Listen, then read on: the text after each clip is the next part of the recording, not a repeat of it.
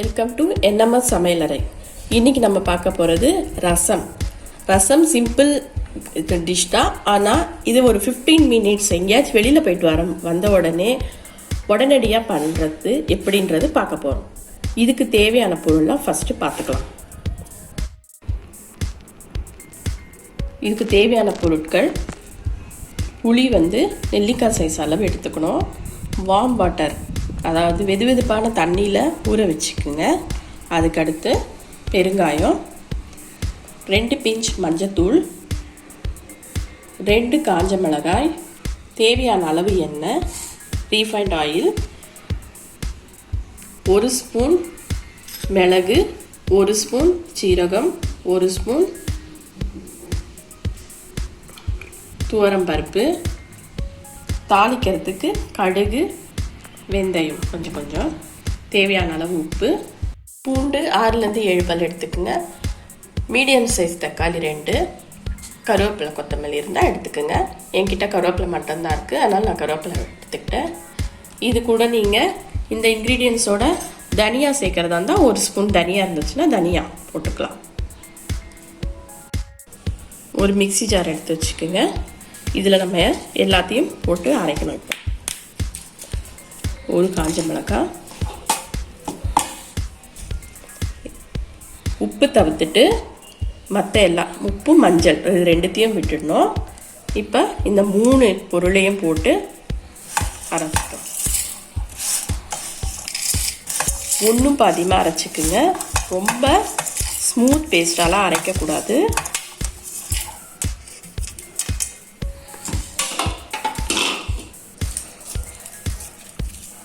இது கூட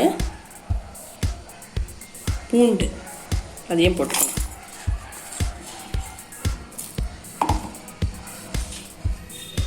கொஞ்சம் கருவேப்பிலை. இது கூட நீங்கள் தனியா வேணும்னா 1 ஸ்பூன், அதாவது கொஞ்சமாக இந்த ஸ்பூனில் 1 ஸ்பூன் தனியா இருந்தால் போட்டுக்கலாம். தனியாவை சும்மா லைட்டாக வானலியில் வறுத்துட்டு எடுத்து வச்சிங்க. ட்ரை ரோஸ்ட் பண்ணி ஒரு பாக்ஸில் போட்டு வச்சுக்கோங்க. ரசம் வைக்கும்போது 1 ஸ்பூன் தனியாக போட்டிங்கன்னா நல்லாயிருக்கும். என்கிட்ட இன்றைக்கி இல்லை, அதனால் இதை மட்டும் போடுறேன். இப்போ அரைச்சிட்டு பார்க்கலாம். இந்த மாதிரி அரைச்சிக்கணும். இந்த மாதிரி அரைச்சிட்டு இப்போ இந்த தக்காளியை நான் கட் பண்ணி வச்சுருக்கேன். இதையும் இந்த மிக்சி ஜாரில் போட்டுக்குங்க. தக்காளி இதில் போட்டுட்டு இந்த மாதிரி அரைச்சிக்கணும். ரொம்ப மையாக அரைக்கக்கூடாது, ஸ்மூத் பேஸ்டாக இருக்கக்கூடாது. ஒரு பல்ஸ் விட்டு எடுத்துக்கோங்க. இதை இப்போ புளி தண்ணி இருக்கு இல்லையா, புளி தண்ணி கரைச்சி வச்ச புளி தண்ணியில்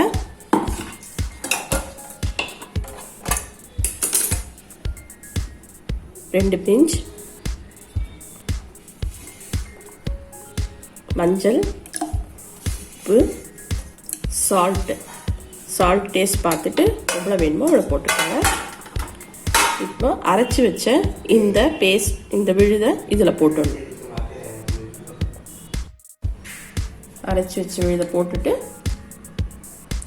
இதில் தண்ணி எல்லாம் போடணும்.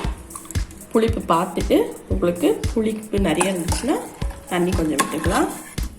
புளிப்பு எவ்வளோ தேவையோ அந்த அளவுக்கு நீங்கள் புளியை கரைச்சி வச்சுக்கோங்க. ஒரு ஸ்டவ் ஆன் பண்ணிவிட்டு கடாய் வச்சுடுங்க. வச்சுட்டு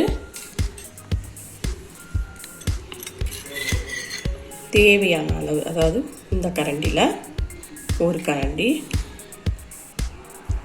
1.5 கரண்டி நான் ஊற்றிருக்கேன். அதாச்சும் 1.5 டேபிள் ஸ்பூன் எண்ணெய் விட்டுட்டு, எண்ணெய் சூடானதும் காஞ்ச மிளகாய் 2 கட் பண்ணி போட்டிருக்கேன் காஞ்ச மிளகாய். அதுக்கப்புறம் கருவேப்பிலை கொஞ்சம், கடுகு, வெந்தயம் கொஞ்சம் தாளிக்க போட்டுட்டு பெருங்காயமும் போட்டுட்டு, இப்போது கடுகு பொரிஞ்ச உடனே இந்த கலந்து வச்ச இந்த ரச கலவையை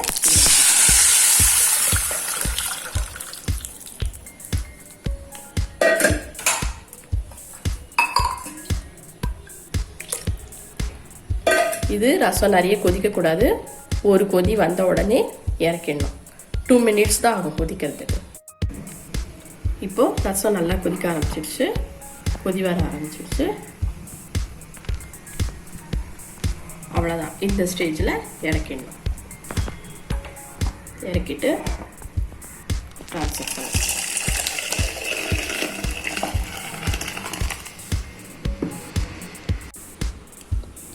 இப்போ ரசம் ரெடி ஆயிடுச்சு. அவ்வளோதான். கொத்தமல்லி இருந்தால் கொத்தமல்லி போட்டுக்கலாம்.